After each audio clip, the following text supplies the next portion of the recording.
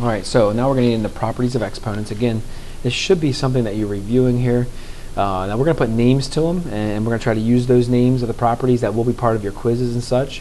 And again, it's just good knowledge to have, so that way when we're talking in class, we sort of sound like we know what we're talking about. So the first one here, product of powers. What that the word product means multiply. Powers would be obviously the idea of the exponent. So the base and the exponent. Okay, and if you're multiplying those two together, and the bases are the same, we can add exponents.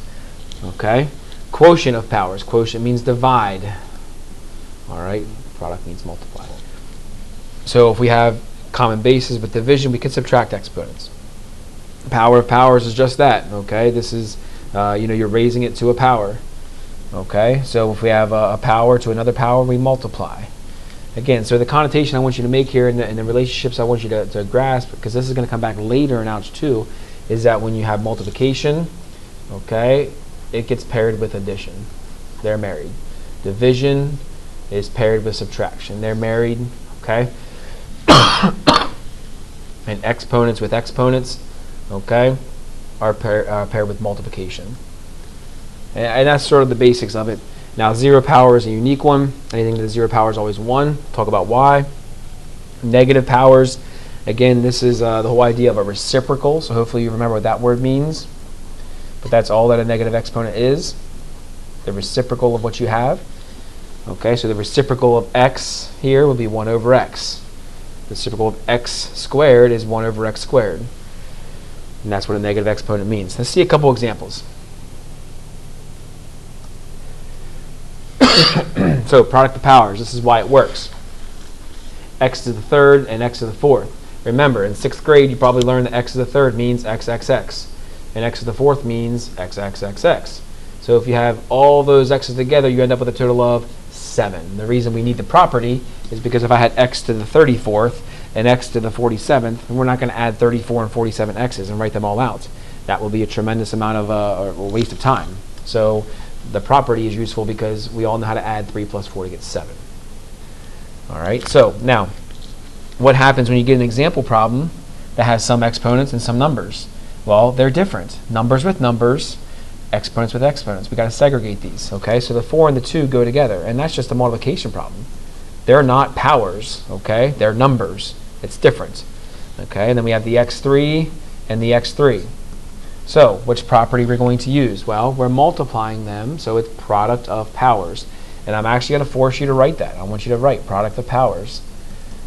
Okay, because the more we write it and the more we see it, easier it's going to come to us. So 4 times 2, everybody can do that. That's 8, right? And then x3 and x3, how many total x's do we have? That's x6. Same thing over here. No numbers this time, all powers. All right, so I have negative 13 powers, 4 powers, and 6 powers. Okay, 6 j's, I should say. So when I add all those numbers together, remember parentheses just means multiplication. So again, another example of product of powers. I'm going to add those 3 numbers together. So negative 13 plus 4 plus 6 equals negative 3. So I end up with j to the negative third. Now, we're going to learn about the negative exponent property here soon. All right, but I want you to understand right off the bat that this could be j to the negative third or 1 over j to the positive third. That's how negative exponents work. Either answer in this case is acceptable. What about quotient? Why does quotient work? Same idea as before, like I referenced before, 6th grade, Mrs. Warner, 7 x's on top, 3 x's on the bottom. What did you do? You went through and canceled out what was in common and wrote down what you had left over, x to the fourth. The shortcut is to use subtraction. Again, you've got to separate. Here we have 2 sets of powers. We have x's and we have y's. So x's with x's, y's with y's. It is division. That's what this bar means. So we're going to subtract the exponents. Now, some people struggle. Well, where's my answer go? Top or bottom? Excuse me. The answer will go wherever you have more to start with. So let's take a look at the y's. 6 minus 2 is 4. Where do I have more y's at the start? I have more y's on top. So my leftovers go on top. Well, what goes on the bottom? Well, if there's nothing left, you put a 1 on the bottom. Same thing over here. I have x to the 5th over x. Well, this x doesn't have a power. Sure it does. It has a 1. All right, so 5 minus 1 is 4. So I have x to the fourth, nothing on the bottom, 1.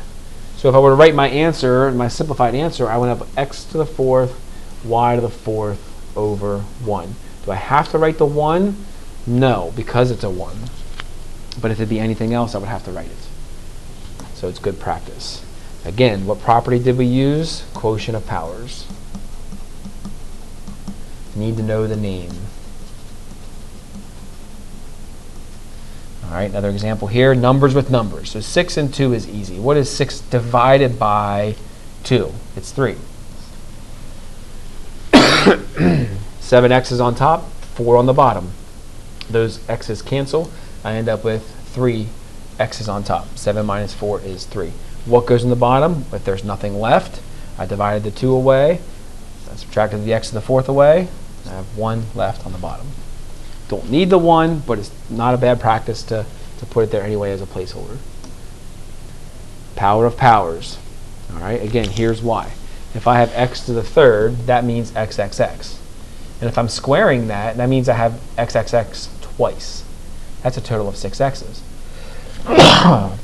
Excuse me. The shortcut would be to multiply those two numbers together. 3 times 2 is 6. All right, so what does this y have? Even though it's not written, it has a 1. So if I'm taking the y to the first to the fourth power, I multiply these two together. 1 times 4 is 4. But that 4 is going to both of these. So I have x squared to the fourth as well. 2 times 4 is 8. Again, power of powers. And usually you know this one because of the parentheses. Same process. Doesn't matter how many items are inside those parentheses, all of them are getting the power. So the 2 gets a power of 2. The c gets a power of 2. And the d4 gets a power of 2. All right, I'm not going to skip steps. I'm going to do each step. So 2 to the power of 2. I'm going to write that first so I don't make any mistakes. C to the power of 2, and d4 to the power of 2 is d8. This parenthesis, though, is getting a 5. Just the c and the d this time. So the c is getting a 5, and the d is getting a 5. Now I want to combine my quote-unquote like terms. Okay, so numbers with numbers. 2 squared is 4. Letters with letters. C2 and C5 make C7. All right, D8 and D5 make D13. This problem, this example, we use two properties. First, we used power of powers to get rid of the parentheses. Okay, but then this step, to get our answer, we ended up using product of powers. And a lot of times, simplifying is going to take more than one property.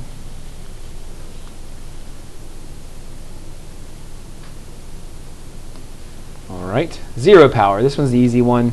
I could tell you why. You know, you have x5 over x5. They all cancel. You get 1. Anything divided by itself is always 1. That's a property we know and love. If we use quotient of powers, x to the 5 minus 5 is x to the 0. So therefore, x to the 0 is 1. That's the proof of why it works. I'm not going to give you an example.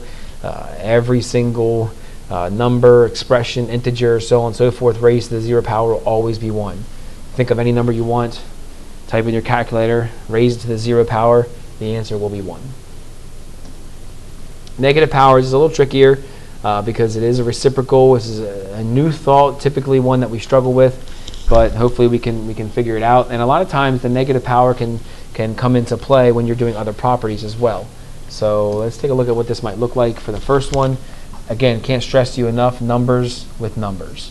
So the 24 and the 12 are together. Okay, and they're not powers, they're just numbers. Now the x6 and the x negative 8, they are powers. Okay, so let's do them separately. 24 divided by 12, everybody can do that, it's 2. Okay, now you can go with it about this two ways. You could subtract using quotient of powers here, which some of you might be more comfortable with. All right, 6 minus negative 8. You got to remember it's a double minus. Okay, the minus is for the property, the negative is for the 8, which would give you 14. Okay, so this would be x to the 14th. Because that 14 came out to be positive, that means that both of these are on the top of the fraction. The other method that you can use is anytime you see a negative exponent, the automatic thing to do is to move it. All right, if it's on the bottom, you move it to the top. If it's on the top, you move it to the bottom. So if we're using that idea, if I move these 8 x's up here, I'm going to combine them with the 6 that are already there, which still gives me the x to the 14th. The concept of moving them makes them positive, turns them positive. All right, so here's another combination of properties. We have the power of powers. So the -2 is going to go to each of these first, okay, to get rid of the parentheses, order of operations. And after that, we'll deal with the negative exponents as we see fit. So 2, again, don't skip steps. 2 to the -2. x3 to the -2. Remember, power of powers means we multiply. That's going to be x -6. And then y -3 to the -2 is going to be y to the +6. All right? So here's where that idea comes into play as far as moving things. In this case, all of these are already on top of the fraction, but some of them have negative exponents. The 2 to the -2 obviously is a negative exponent. I'm going to move that to the bottom. Okay? The x to the -6 is a negative exponent. I'm going to move that to the bottom. The y to the 6 is positive. I'm going to leave it alone. So what's that going to look like? Well, the y to the 6th, I'm leaving it alone. It stays on top. The 2 to the -2 moves to the bottom. Why? Because down on the bottom, it becomes a 2 to the +2, and everybody here can do that. That's 4. Okay? The x to the -6 moves to the bottom. It becomes +6. And I'm finished. All right? So that idea of negative powers is sometimes confusing. We'll work through it and get better at it as the year goes on. Well, what about when you put it all together? Okay? When you put it all together, these examples are a little trickier. Okay, I'll do the first one with you, and then the second one let you try on your own. All right? So the first one here, you have 2 choices. You can do the power of powers first and give the 3 to everything, or you can simplify what's inside first and then do the third power, okay, after you're done that. Doesn't matter. Both of them are going to be the same number of steps. So what I'm going to do is focus on the insides first and see if I can reduce that so my numbers are smaller. So first things first, numbers with numbers. 4 and 16, okay? They're numbers. x5 and x are all x's, and then y and y4 are y's. I'm going to simplify each of them first and put them back into my fraction. Remember that when I put them back in that fraction, it's still to the third power.